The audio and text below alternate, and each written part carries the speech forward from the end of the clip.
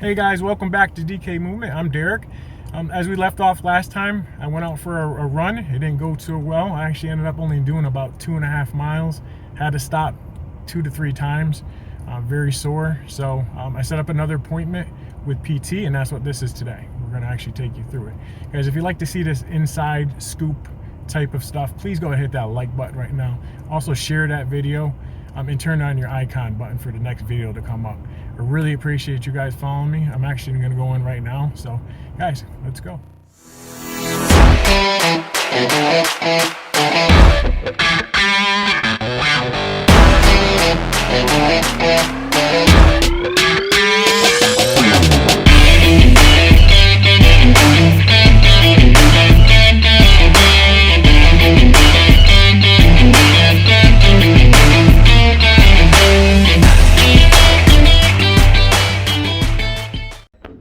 Hey guys, welcome back. I'm at PT right now. You guys are getting to see the inside scoop.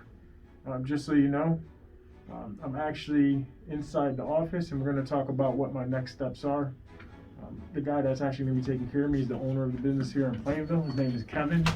Kevin, could you go ahead and explain some of the things that you're going to be doing today, and then what the injury actually is? Sure, absolutely. So, as you all know by now, Derek is a pretty avid runner. So, what's happening right now is having some pain on the tops of his feet. And so why is that happening? And we realize that it's, a little muscle kind of on the side over here and another muscle that crosses up over the ankle called the digitorum brevis and the digitorum longus. And what these do is, because he's working so hard when he's running, they're pulling his toes up to help bring the foot up. Okay, so why is that happening? We think because he's got some tight calf musculature in there. So we do all sorts of stuff to fix that. One of my favorite tools is instrument-assisted soft tissue mobilization. You guys may know this as Grafton. So we'll do some Grafton. We also do some trigger point dry needling to his calves to make things. That hurt last time. We're gonna videotape that too. 3 days it took me. I bet. Yeah. So we're gonna do all those things to kind of make him feel a little bit better. I'm sure you'll catch little glimpses of it throughout the video. Guys, if you appreciate that, hit that like button and please share this. And turn on your icon button. Wait for the next video to pop up, guys. Really need it. Get it out there. This is stuff. This is stuff. Yeah. People don't get to see too often. Yeah. This is the inside stuff. That's it. Lucky, you guys are lucky. Do you feel lucky right now? I don't feel lucky right now.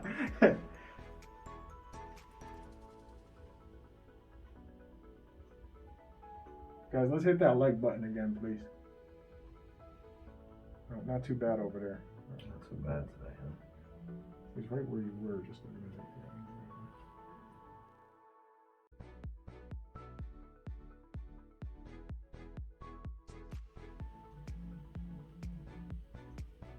So Kev, you're working that muscle, right? Yep, so this little guy in here is called the puffball extensor digitorum brevis. No, a lot of runners, Kevin, they think this is only because their shoelaces are too tight.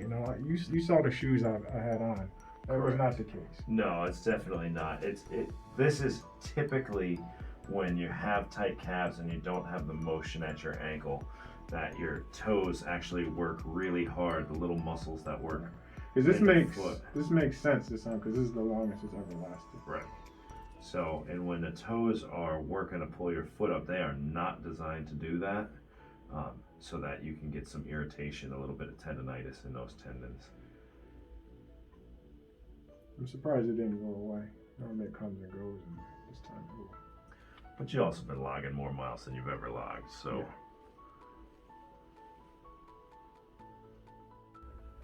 You gotta wash your hands afterwards, Kevin. Oh my gosh. You know how many times I wash my hands in a day? I'm sure. Especially as much as I sweat. That's why we don't have him warm up before we start working on his feet. Last time you hit me with the needle, man, I was... Whew. You sweat a little bit that time. Yeah.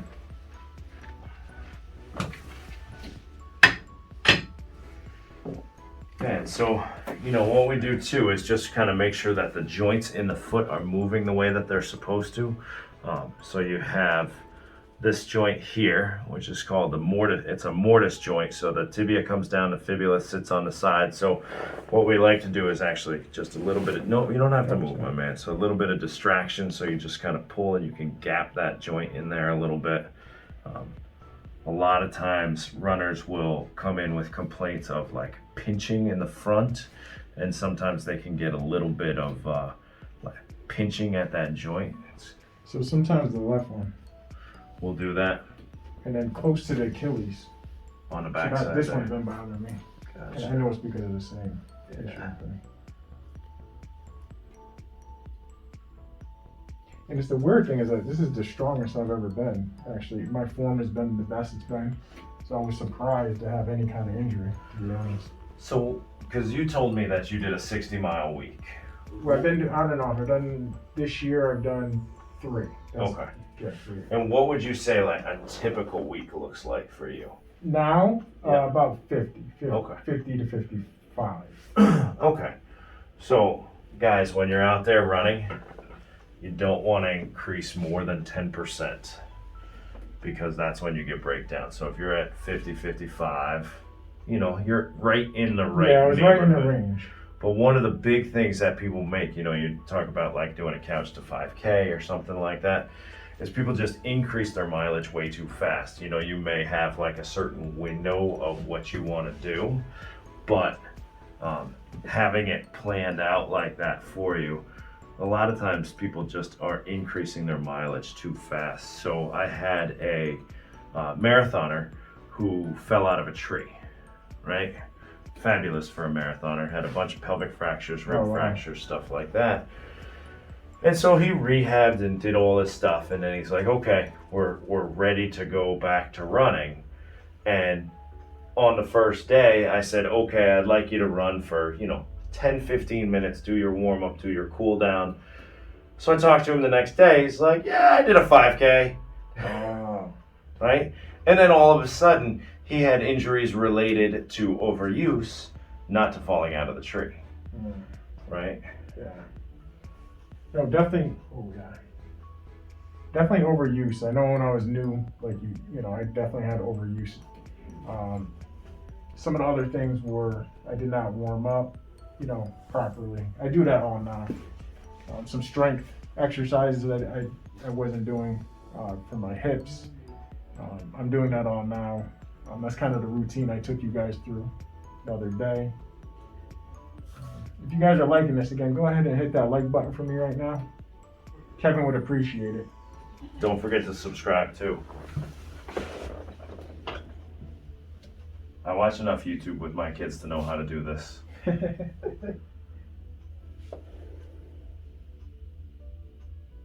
One of my friends asked. He wanted to see. Oh yeah? Yep. Awesome. I can definitely feel whatever you're doing in there. Yeah, and again, it's just kind of making sure all the joints are mobilized and are moving the way that they're supposed to. All the bones in the foot are attached together by ligaments. Ligaments attach bone to bone, tendons attach muscle to bone, and ligaments are thick fibrous bands of tissue, and that hold really tight. So if the bones aren't moving the way we want to, sometimes you can get some of that rigidity in the foot and not be able to move it quite as well, which makes those muscles work a little bit harder. Okay. And the calf tighten up a little bit. So you guys, if you're getting this, so if you ever run into this, sometimes it's not just as simple as, putting a pad on your foot or just loosening the laces or different shoes. So good stuff. Thanks, Kevin. You're welcome. And it is really important to see a healthcare professional if you have foot pain. I know runners have foot pain quite a bit, but it's the only part of your body that touches the ground. But this one was a little different. I've had it come and go, and this one has kind of stayed. So I was like, let me get into PT. And of course, Kelly, who's doing all the hard work behind the camera, she's my girlfriend telling me to get in there and get this done. Tired of hearing you whine? Yeah. All right, let's go on your belly.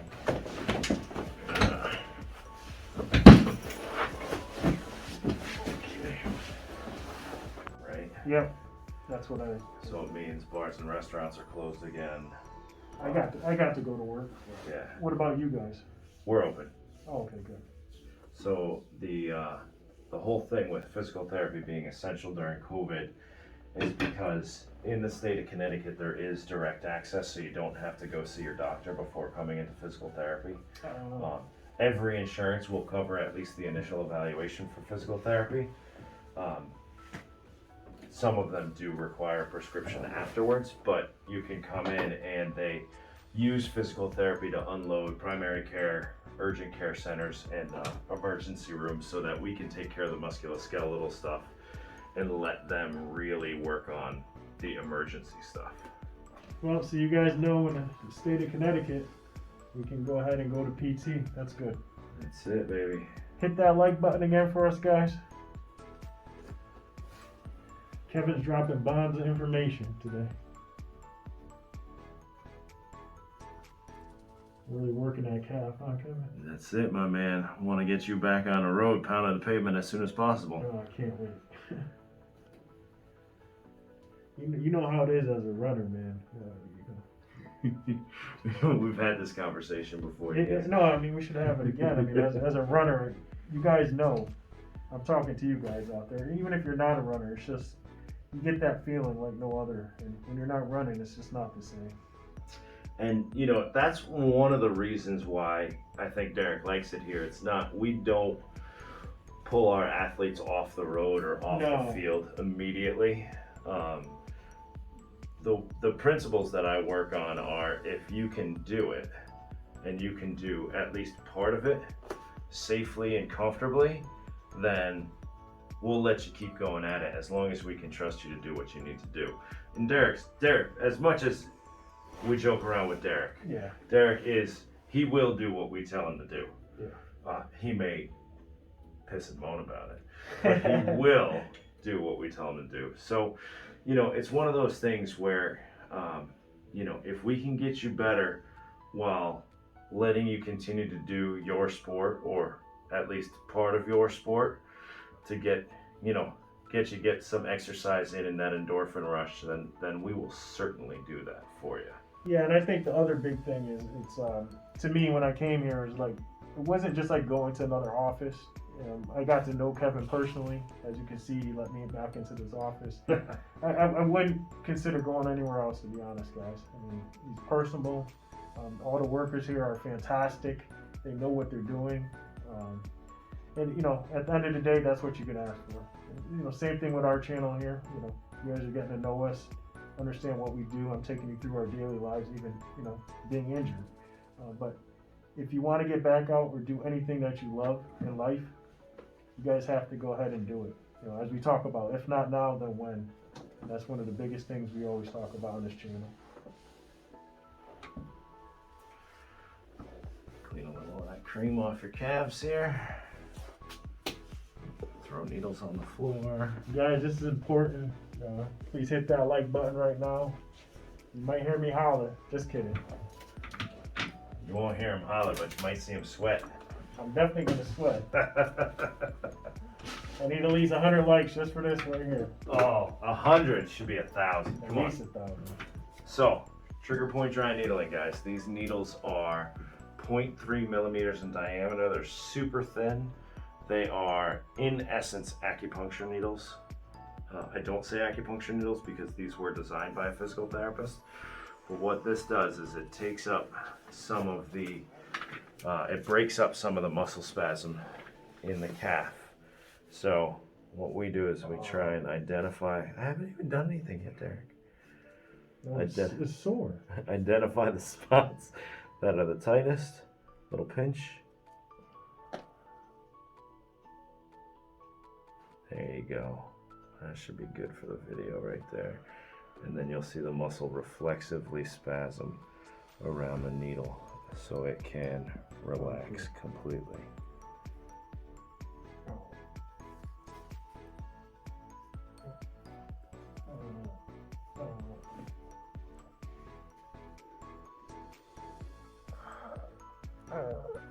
Almost done.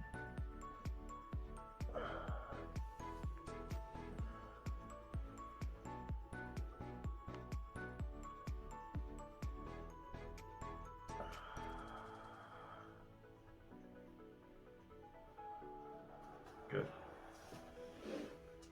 Oh, I'm not gonna be able to walk after that. So, guys, when the muscles are in spasm, they have used their energy Oh my goodness. to contract, but they haven't contracted fully. And when they are fully contracted, then they can relax. Oh, you tortured me, Kevin. And I did torture you. Holy smokes, that was a good one. Oh, that's a good one. All right, so we're gonna end up, I'm gonna stick my backside towards you. Sorry, guys.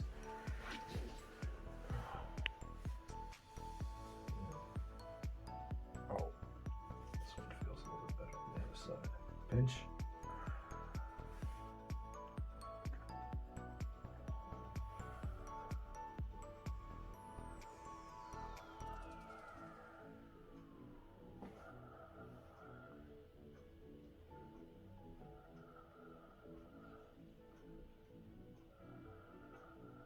See, not as bad as the other side right there.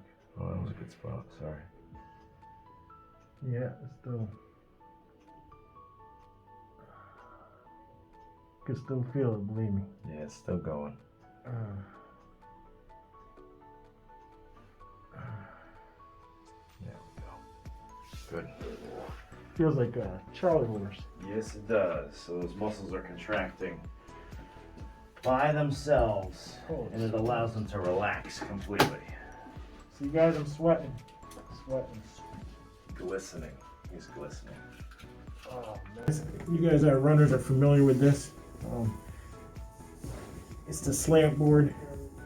Helps stretch your calves out, loosen your calves out. I'm gonna go ahead and get on this now. But first I gotta do the calf raises. Eccentric.